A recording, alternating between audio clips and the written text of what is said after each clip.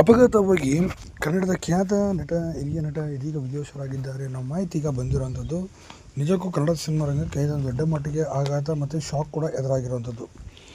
ಇನ್ನು ಯಾರೂ ಕೂಡ ಊಹಿಸೋಕ್ಕಾಗದಿರೋಂಥ ಈ ನಟ ಇದು ಬೆಳ್ಳಂಬೆಳಗ್ಗೆನೇ ಈ ರೀತಿ ಅಪಘಾತದಿಂದ ಕೊನೆಗೆ ಸೆಳೆದಿರೋದು ನಿಜಕ್ಕೂ ಕೂಡ ತುಂಬ ನೋವು ಪಡೆದಿರೋಂಥ ಸುದ್ದಿ ಅಂತಲೇ ಹೇಳ್ಬೋದು ಸ್ನೇಹಿತರೆ. ಹಾಗಾದ್ರೆ ಯಾರು ಈ ನಟ ಅಂತ ನೋಡೋಣ ಬನ್ನಿ.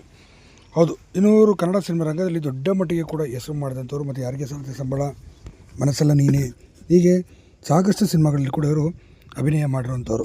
ಇನ್ನು ಇಂಥ ಅದ್ಭುತವಾದಂಥ ಅಭಿನಯ ಮಾಡಿದಂಥ ಕರಿಬಸವಯ್ಯವರು ಇದೀಗ ವಿಧಿವಶರಾಗಿದ್ದಾರೆ ಅನ್ನೋ ಮಾಹಿತಿ ಈಗ ಬಂದಿರುವಂಥದ್ದು.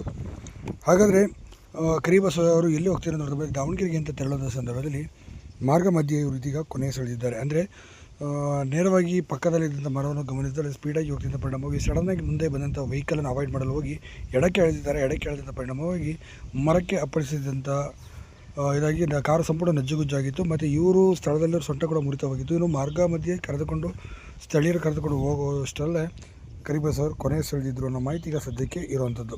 ಹೀಗಾಗಿ ಕರಿಬಸವರ